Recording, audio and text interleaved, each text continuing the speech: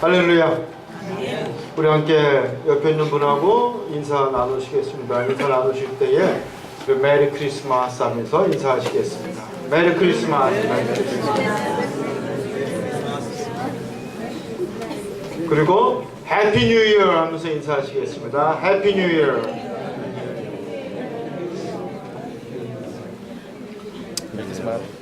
나이가 드실수록에 참더 이런 데 약해지는 것 같아요. 그죠? 그래도 내가 인정하던 받아들이지 않던 간에 뉴이어는 옵니다. 뉴이어는 받아들여야 돼요. 그리고 우리 옆에 있는 분한테 다시 한번 인사하실 때에 이어서 메리 크리스마스 앤 해피 뉴 이어 하면서 우리 인사하겠습니다. 시작. 메리 크리스마스 해피 뉴 이어. 며칠 안 남았어요. 뉴 이어도 며칠 안 남았습니다. 벌써 2006년이 가고 2015년이 가고 이제 또 새해가 며칠 안 남았습니다. 내년에도 여러분 우리 하나님의 은혜가 넘치는 풍성한 한 해가 되기를 간절히 소망합니다. 그리고 사순절 아시죠? 사순절. 사순절은 부활절 이전에 40일을 이 절기를 우리가 교회에서 사순절이라고 하는데, 부활하실 주님을 우리가 이 40일 동안 참여하는 마음으로 기다리는 그 주간이 사순절이잖아요. 그럼 대림절은 뭐냐? 대림절. 예수님이 오시기 이전에 그 4주를 우리가 대림절이라고 하는데, 성탄의 주님을 우리가 어떻게 맞이하느냐? 평화의 왕으로 오신 주님, 그 주님을 사실 우리가 대망하는 거거든요. 그래서 먼저 우리가 무엇을 바라느냐? 내 마음의 평화와, 또 내 가정의 평화와, 또 이 나라 이 민족 온 세상의 그 평화를 염원하는 마음으로, 또 기도하는 마음으로 기다리는 이 절기가 대림절입니다. 그래서 벌써 오늘 대림절 네 번째 주일이에요. 이번 주에 우리 성탄절이 있지 않습니까? 25일 금요일에 성탄절이 있고 또 24일 성탄절 전야제가 있는데 벌써 여러분 그렇게 됐습니다. 사실 제가 여러분들에게 메리 크리스마스 하고 인사하시라니까 별로 이렇게 해피한 표정이 없어요. 그 우리의 책임이 아니에요. 왜냐하면은 세상이 그렇습니다. 너무 세상이 어수선하고, 그렇기 때문에 정말로 우리에게 더욱더 절실하게 필요한 것이 무엇이냐? 이 땅의 평화의 소식이거든요. 평화의 소식이 정말로 우리에게 절실한데, 지금 우리에게 들리는 소식은 너무나 암울하고 우울하고 아주 절망적인 소식밖에 들리지 않고 있습니다. 요즘 여러분 IS 문제 제가 가끔 얘기하지만 이제 이게 남의 얘기가 되지 않습니다. 우리의 문제가 된 거예요. 우리의 이야기. 어제 뉴스 보니까 사우디를 중심으로 해서 이슬람 34개 국가가 연합군을 형성했다는 거예요. 연합군을 형성해서 시리아를 중심으로 세력을 확장시켜 나가고 있는 IS 군대를, 지상군을 파견해서 격퇴하겠다. 여러분 이 뉴스를 가만히 보니까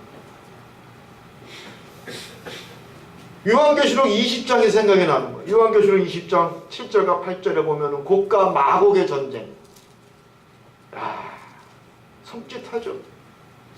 여러분들도 좀 불길한 마음이 들지 않습니까? 이미 이 전쟁에 미국, 영국, 프랑스, 독일, 러시아 다 참전하고 있어요. 거기에 이슬람 국가 34개 국가가 연합군을 형성했다. 또 들리는 뉴스는 이 IS가 리비아나 이집트의 유전을 노리고 있다. 늘 이런 소식이 9시 뉴스를 통해서 저희들 귀에 들리기 때문에, 도대체 이 세상을 우리가 어떻게 살아야 될까? 여러분 IS뿐만 아니라 들리는 소식 중에 뭐 좋은 게 없잖아요. 며칠 전에 미국에서 온 친구 목사를 만났는데 그저께 또 총기 사건이 났대. 거기가 어디야? 하도 그런 사건이 많아서. 근데 우리 친구 목사님이 콜로라도 스프링스에서 목회하시는데 바로 그 동네에서 났다는 거예요. 그 동네에서. 그러니까 그런 사고가 한 번 나면 아주 분위기가 흉흉해지는 거예요.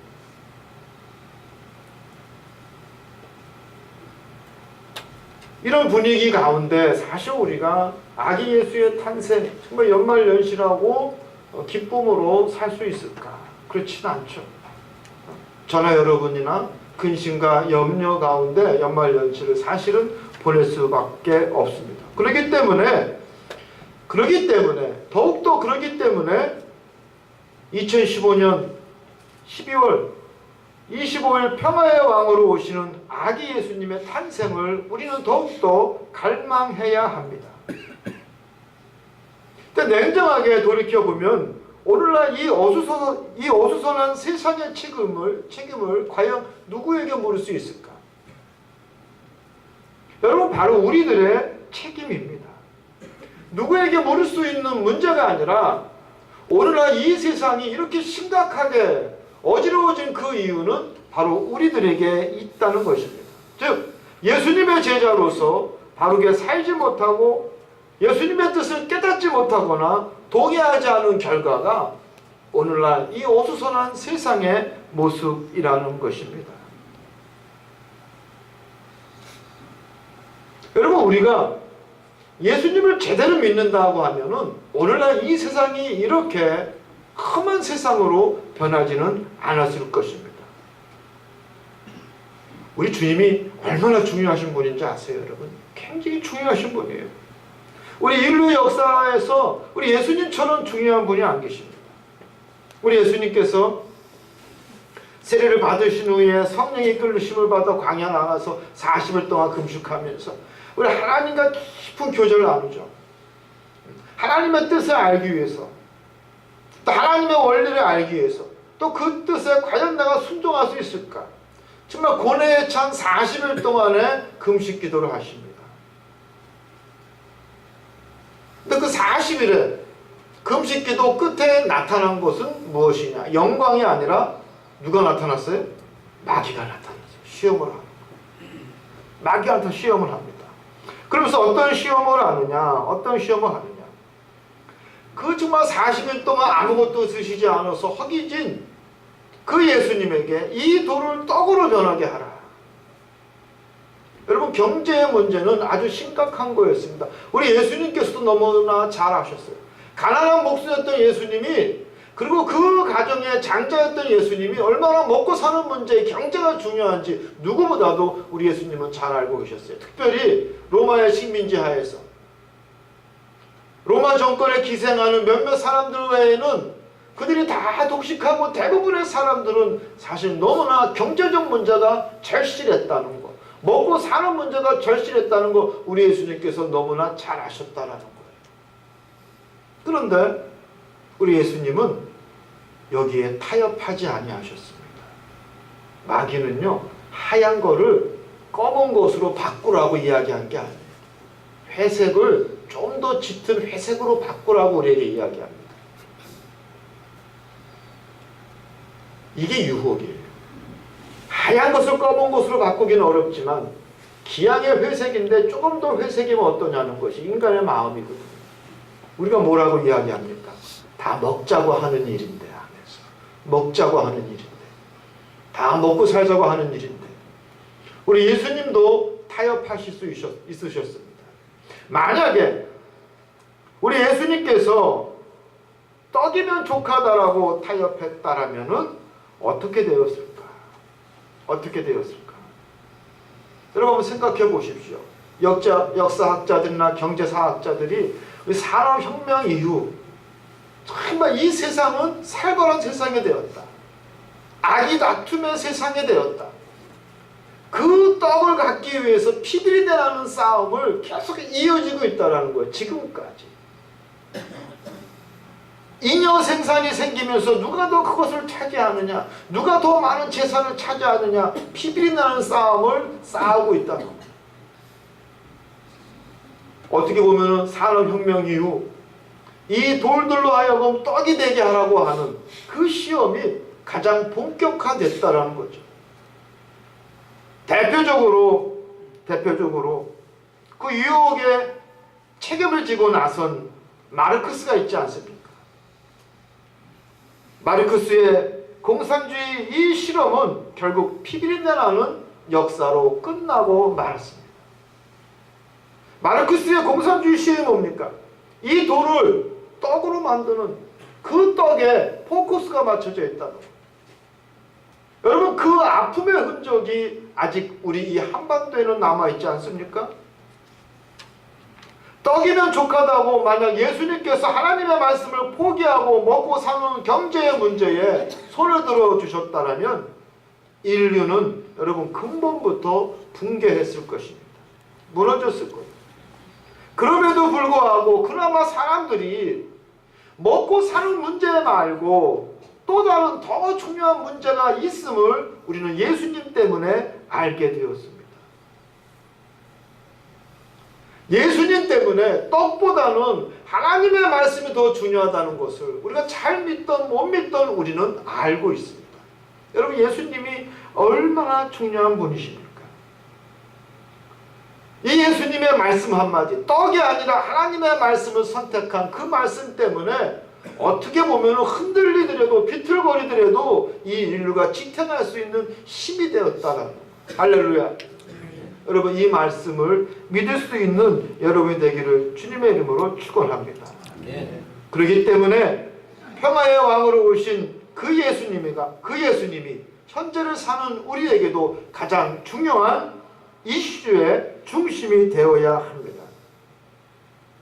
아마 전 세계 종교 지도자, 정치인들도 한 목소리로 지금 이런 소리를 하고 있을 것입니다. 평화의 왕. 그 누가 평화를 이야기하는 것이 아니라 예수 그리스도가 말씀하신 그 평화, 이제 우리가 기억하고 그것을 되새겨야 될 때가 아닌가. 아마 모든 사람들이 이렇게 한 목소리로 이야기하고 있을 것입니다. 여러분, 그만큼 예수님의 존재는 우리 인류의 흥망에 아주 중요한 존재라는 것을 우리는 알아야 합니다. 오늘 본문 말씀 속에서 우리가 알 수 있는 것은 우리 예수님께서 그런 절박함을 느낄 정도로, 아니 그 절박함을 넘어서 처절할 정도로 우리 예수님께서 우리들에게 강조하고 계신 것이 있는데 그것이 바로 사랑입니다. 사랑. 아버지께서 나를 사랑하신 것 같이 나도 너희를 사랑하였으니 나의 사랑 안에 거하라. 내 계명은 곧 이것이니 내가 너희를 사랑한 것 같이 너희도 서로 사랑하라. 오늘 우리 예수님께서 그 제자들에게 그리고 오늘 우리들에게 주시는 말씀입니다. 여러분, 이 말씀 가운데 우리 예수님 입에서 나는 담대를 우리는 맡을 줄 알아야 돼요. 정말로 다급하게, 정말로 안타깝게, 정말로 절실하게 말씀하고 계시는 그 사랑에 대한 의미를 우리는 깨달아야 합니다. 사실 오늘 말씀은요, 그 이전에 있는 13장에 있는 말씀의 반복입니다. 13장에 예수님께서 뭐라고 말씀하십니까? 내가 너희를 사랑한 것 같이 너희도 서로 사랑하라. 이것이 내가 너희에게 주는 새로운 계명이니라. 우리 13장 34절에 있는 말씀. 이것이 내가 너희에게 주는 새로운 계명이니라. 우리가 평화를 갈망하지만 여러분, 이 평화의 근간이 되는 것이 바로 사랑이라는 겁니다. 우리 예수님께서 그렇기 때문에 끊임없이 반복하고 있는 거예요. 평화의 근간이 되는 것은 바로 사랑이고 그 제자들에게 정말로 가르치고 싶고 오늘 우리에게 알리고 싶은 그 말씀이 바로 사랑이라. 사랑을 회복할 수 있는 저와 여러분이 되시기를 주님의 이름으로 축원합니다. 여러분, 사랑이 있어야, 나한테 사랑이 있어야 다른 사람의 생명도 귀하게 여기고 다른 사람의 박수까지도 중요하게 여기고 다른 사람의 입장과 체면도 존중하게 되는 거예요. 내가 사랑이 있어요. 여러분, 내가 사랑이 없으면요, 다른 사람 생명 중요하지 않습니다. 다른 사람 밖으로 중요하지 않아요. 다른 사람 체면 관심 없어요. 왜? 사랑이 없으니까. 사랑이 있어야 세상에 평화를 이루고 가정도 교회도 평화를 이룰 수 있습니다. 여러분, 가정의 평화도 한번 곰곰이 생각해 보십시오. 가정의 평화, 자식 부모지간에 여러분 이 서로 사랑하는 마음이 있어야 가정이 평안한 거예요. 부부가 여러분 서로 사랑해야 가정이 평안한 거예요. 사랑이 없다고 여러분 한번 가정해 보십시오. 물론 여러분의 가정은 사랑이 넘치시겠지만 세상에 예수 믿지 않는 가정은 이 사랑이 넘치지 않는 가정이 얼마나 많이 있습니까? 부모 자식지간에 칼부림도 하고 말이죠. 사랑이 넘치지 않는 가정을 보세요. 서로 이해하지 못합니다. 여러분 밥상에서도 긴장이 넘칩니다. 언제 그 밥상이 날아갈지도 몰라요. 언제 밥상이. 제가 옛날에 어렸을 때 우리 옆집 아저씨가 뻑하면은 밥상을 둘러면 엎어가지고 밥 먹다가도 우당탕탕 그 여러분 밥상 이 엎어지는 소리 또 달라요. 왜냐하면 이제 반찬이 엎어지기 때문에 우당탕탕 쩍쩍쩍 그런다고. 그러면 콩나물이 있었구나. 그걸 볼 수 있고. 언제 그 집 밥상이 넘어갈지 모르는 거예요. 뭐가 없으면 사랑이 없으면 그 가정의 평화가 깨질 수밖에 없습니다. 그래서 우리 예수님께서 13장이나 또 15장에서 끊임없이 사랑을 강조하시면서 반복해서 중요하기 때문에 반복해서 강조하면서 우리에게 사랑을 이야기하고 있습니다. AD 2세기에 지금으로부터 1800년 전 로마의 역사학자였던 셀서스라고 하는 사람이 진실한 담화라고 하는 책을 썼는데 그 책에는 뭐라고 이야기가 있느냐. 최초의 기독교 비판서예요. 이 사람은 예수 안 믿는 사람이에요. 옆에서 가만히 예수 믿는 사람들의 모습, 그들의 공동체를 바라보면서 최초의 기독교 비판서라고 할 수 있는 진실한 담화라고 하는 책을 썼는데 역사학자 셀서스가 뭐라고 썼느냐. 기독교인들은 논리와 상식을 벗어난 사람들이다. 그들은 이제 막 인사를 나눈 사람들에게도 사랑을 고백하고 사랑한다라고 그들은 스스럼 없이 말하고 또 그 사람이 누군지도 모르는 채 그들의 예배에 그들을 받아들인다. 그러니까 로마 사람들의 상식으로는요, 처음 만났는데 사랑한다고 그러고 자기들의 모임에 초청하는 건 있을 수 없다라는 거죠. 그 사람의 지위가 무엇인지, 그 사람의 경제적 상황이라든지 이 모든 것들을 배려한 다음에 해당되는 대우를 해야 되는데 기독교인들은 무조건 사랑한다고 끌어엎어지니까 이 셀서스 입장에서는 이상한 거예요. 그래서 비상식적이고 논리적이지 않다. 심지어 노예와 주인이 한 밥상에서 같이 먹고 같이 예배를 드리는 모습을 보고 충격을 받았다라는 거예요. 어떻게 노예와 주인이 한 밥상에서 같이 밥을 먹고 예배를 드릴 수 있느냐. 로마 사람들 입장에서는 이해할 수 없는 비상식적인 거였습니다. 여러분 이 책을 보면 우리가 분명히 알 수 있는 것은 예수 공동체, 초대교회는 사랑의 공동체였다. 사랑의 공동체. 사랑하는 성도 여러분, 사랑의 공동체의 회원답게 우리 마음에 사랑을 듬뿍 담을 수 있는 여러분이 되시기를 주님의 이름으로 축원합니다. 보잘것 없는, 볼품없는, 죽을 수밖에 없는 정말로 벌레와 같은 탕자와 같은 나에게 우리 주님이 먼저 찾아오셔서 나를 사랑하시고 나를 붙드시고 나를 구원해 주신 것처럼 여러분 우리도 먼저 다가서고 먼저 사랑하는 것이 우리 그리스도인들이 해야 할 일입니다. 예수님의 마음으로 그 사랑을 품고 먼저 여러분 사랑하십시오. 따지지 마시고 먼저 사랑하십시오. 그러면은 반드시 복되고 형통하는 일이 여러분 가정에 넘칠 줄 믿습니다. 우리 예수님께서도 요한복음 13장에 새로운 계명을 선포하실 때에 여러분 말로만 선포하신 것이 아니라 그 이전에 제자들의 발을 씻겨주시면서 모범을 보이셨다라는 거예요.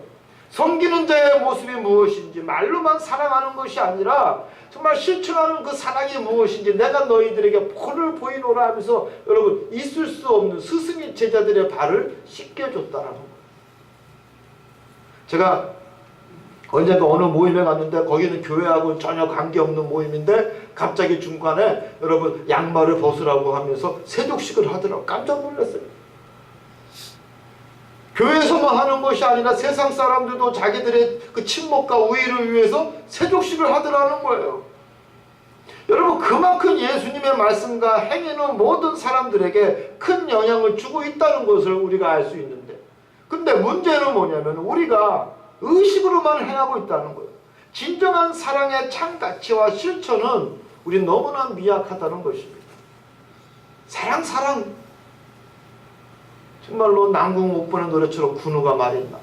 입으로만 사랑해. 입으로만 사랑한다고 하면서 내 아내와 가정을 사랑한다고 하면서 소파에 누워서 아버지들은 손가락으로만 시키죠. 야 뭐 해라.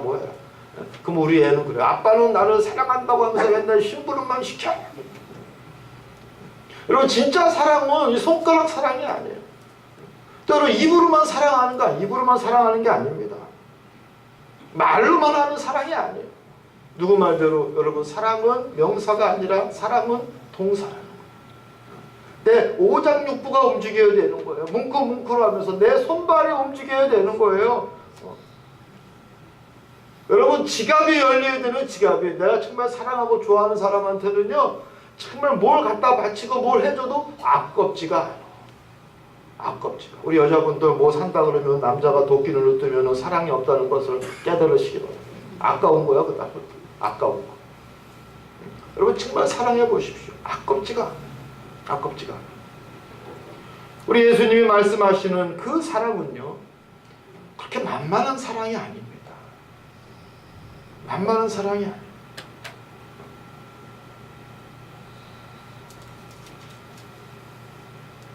상대를 가리고 따지고 세상 사람들처럼 기브앤택, 내가 받을 게 있고 뭔가 얻을 게 있어야 사랑한다. 그러니까 진정한 의미의 사랑이 아닙니다. 그런 것들이 없음에도 불구하고 우리는 사랑할 수 있어야 돼요.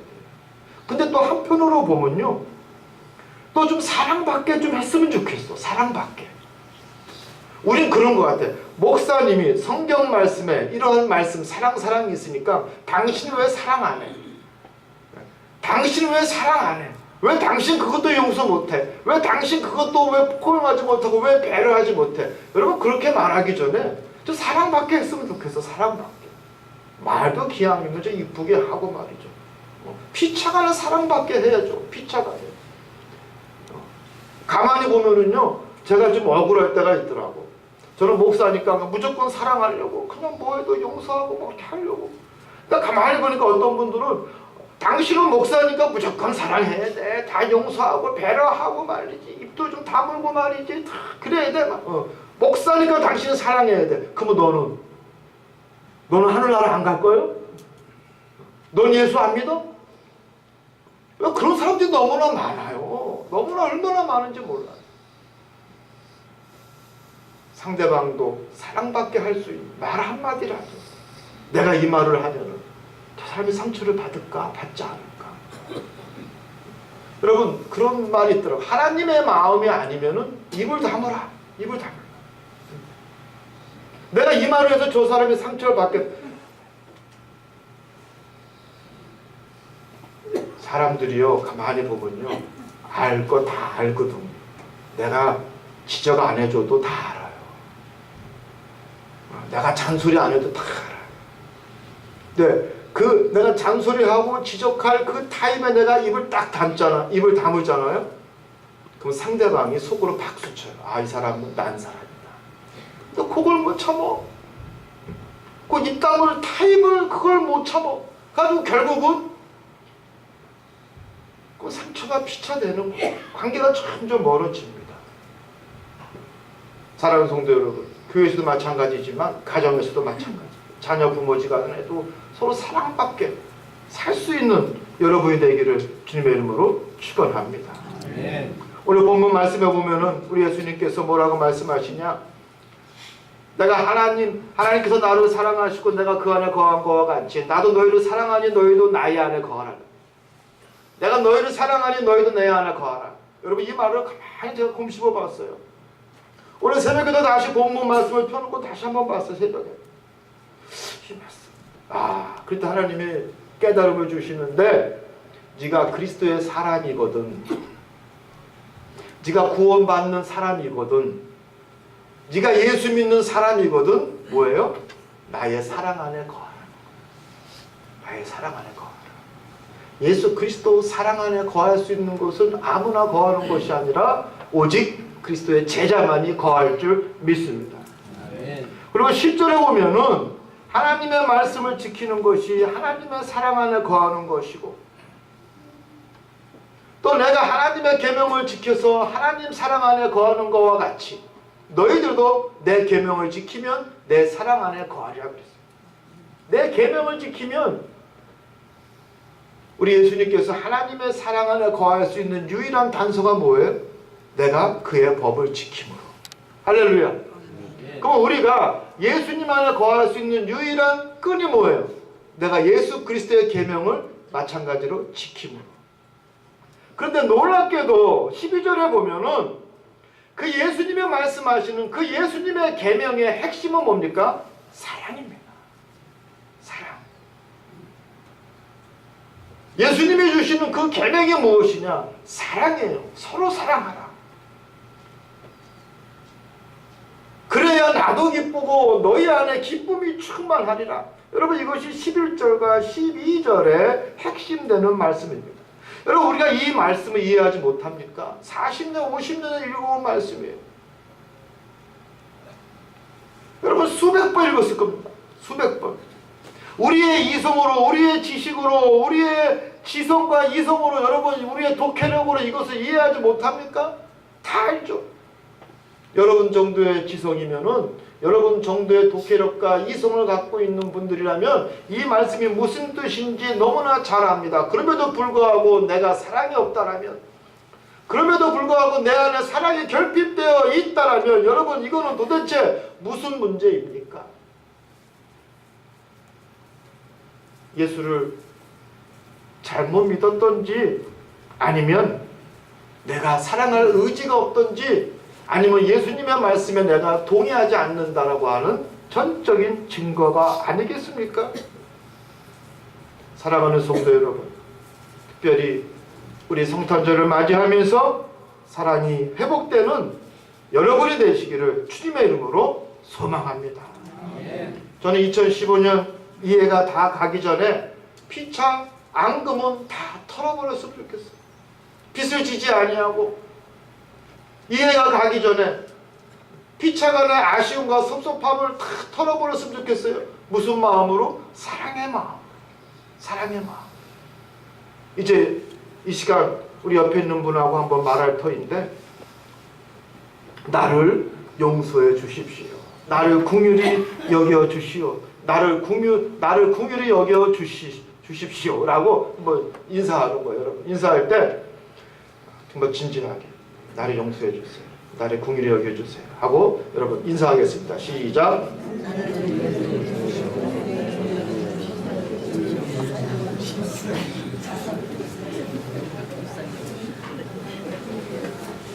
자, 그러면 다시 옆에 있는 사람들 이야기하겠습니다. 어림도 없다. 그러면 돼요, 안 돼요? 안 돼요. 안 되는 거예요. 예수님이 나를 용서해 주신 것과 같이 여러분도 옆에 있는 분을 용서하셔야 돼요. 옆에 있는 분을 긍휼히 여기셔야 돼요.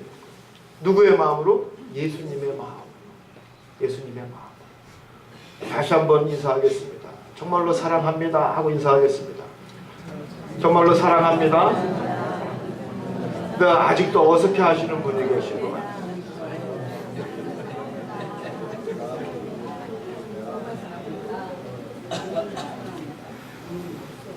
여러분, 우리 예수 믿는 사람한테 사랑 빠지면 아무것도 아니에요.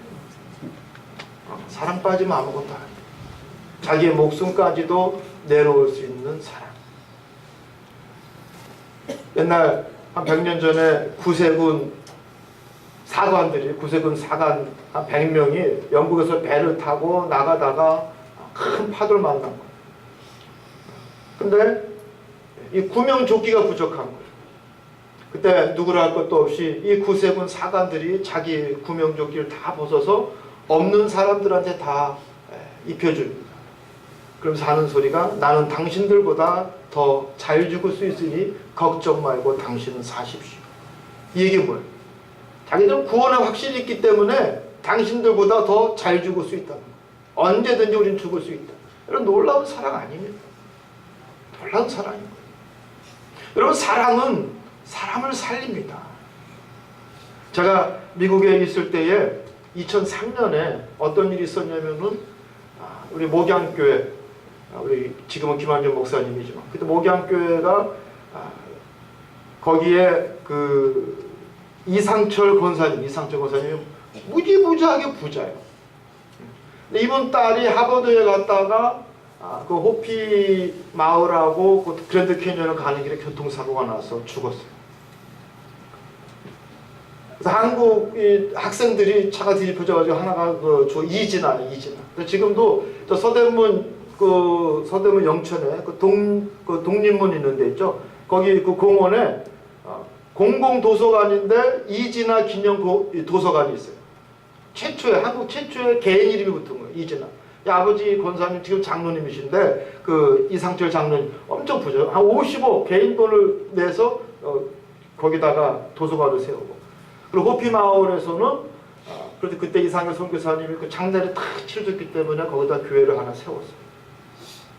근데 이 사고 때 어떤 일이 있었냐면은 같이 이 사고를 당한 한 학생이 의학적으로 코마 상태에 빠져. 코마 상태. 근데 이 학생이 얘는 죽었고 얘 또 패스포드도 안 갖고 오고 연락을 하지 못하고 한참 동안을 코마 상태로 있었어요. 의식불명의 상태. 근데 뒤늦게 그 어머니가 그 소식을 듣고 달려왔죠. 의사들도 이 아이가 코마 상태에서 회복될 수 있는 기대를 별로 안 했어요. 근데 놀랍게도 그 첫날 그 어머니가 그 딸의 손을 붙들고 밤새가면서 그 아이의 이름을 불렀다는 거죠. 그랬더니 아침 되니까 아이의 영화처럼 손가락이 까딱까딱 다면서 의식이 회복되더라고요. 놀라운 기적이죠. 그 어머니의 사랑, 밤새 울면서 며칠 동안 의식불명으로 있던 그 딸을 향해서 울부짖으면서 기도했더니 아침에 그 아이가 마치 여러분 제 속에 꺼져가는 불씨처럼 죽어가던 그 아이의 의식이 놀랍게 다시 살아났다라는 거예요. 그리고 사랑이 생명을 살리는 거예요. 사랑은 우리의 희망이고 사랑은 우리의 유일한 우리의 대안이라는 것을 알아야 합니다. 어떤 졸부가 있었어요. 엄청난 부자예요. 갑자기 돈을 모으느냐고 열심히 돈을 모으냐고 애도 늦게 나가지고 뒤늦게 나이 40이 더 돼서 처대를 합니다. 많은 사람들 호텔로 초청해서 자기의 부를 마음껏 자랑하는데 사람들이 이렇게 다녀봐도 애가 안 보는 거예요. 애가. 그래서 애 엄마한테 묻습니다. 아니 애 돌잔치에 사람들이 많이 와서 이처럼 먹을 것도 풍성한데 도대체 애가 어디 있느냐. 그러니까 우리 애는 유모랑 같이 집에 있어요. 여기 오면 떼쓰고 울고 나도 신경 쓸 게 많아서 애는 아예 처음부터 안 데리고 왔습니다. 여러분 아무리 그래도 그렇지 애 돌잔치인데 애가 없어 되겠습니까? 우리가 성탄절 하는데 그 안에 예수님 없는 성탄절이 여러분 무슨 의미가 있겠습니까? 사랑 없는 성탄절이 여러분 무슨 의미가 있겠습니까? 잔치집에서 애 없다고 우리가 빈정댈 수는 있어도 잔치집에서 고기 없다고 우리가 그 사람을 빈정댈 수는 있어도 내 마음에 예수님의 사랑이 없다는 것을 우리는 왜 깨닫지 못하는지 여러분 이 시간 스스로 돌이켜보는 시간이 되기를 주님의 이름으로 축원합니다. 바라기는 우리 마음에 사랑의 불씨를 다시 지펴서 활활 타오르게 하는 여러분이 되기를 원합니다. 여러분 이 사랑은 죽어가는 생명도 살립니다. 이 사랑은 그 어떤 문제라도 해결하게 합니다. 이 사랑은 그 어떤 관계라도 회복하게 합니다. 이 사랑은 여러분 병을 고치고 이 사랑은 바로 축복이 되고 구원의 증거가 됩니다. 마틴 루터 목사님이 노벨상을 수상하는 그 연설 자리에서 뭐라고 이야기하느냐. 아직도 세상을 움직이는 위대한 힘이 있는데 그것은 바로 사랑입니다. 사랑. 여러분 사랑을 결코 추상적으로 생각하지 마십시오. 사랑을 추상적으로 생각하는 사람은 결국 실패하는 인생이 될 수밖에 없습니다. 빨리 깨달을수록 사랑을 구체적으로 와닿는 실체로 빨리 깨달을수록 우리는 성공하는 인생이 될 수 있고 구원의 증거가 될 수 있다는 것을 다시 한번 기억할 수 있는 우리가 앞으로 살 수 있는 이 미래가 유일한 대안이 사랑임을 또 깨달을 수 있는 여러분이 되기를 주님의 이름으로 축복합니다. 기도하겠습니다. 고맙고 감사하신 하나님, 우리 중앙교회 모든 성도들이 결코 사랑을 잃어버리지 아니하고 그 마음속에 다시 한번 사랑의 불씨를 지펴 활활 타오르게 할 수 있는, 그래서 우리 예수님이 그토록 말씀하신 것처럼 사랑의 제자들 되게 하시고 피차 사랑하고 피차 섬기고 피차 존중해주는, 입으로만 하는 것이 아니라 손가락으로만 하는 것이 아니라 생각으로만 하는 것이 아니라 추상적으로만 사랑하는 것이 아니라, 여러분 그런 모습은 결코 하나님이 기뻐하시지 않는 죄된 모습이라는 것을 다시 한번 깨닫고 온전한 그리스도의 제자로 그 모습으로 회복할 수 있는 우리 중앙교회의 모든 성도들 되게 하여 주시옵소서. 우리 구주 예수님의 이름으로 간절히 기도드리옵나이다. 아멘.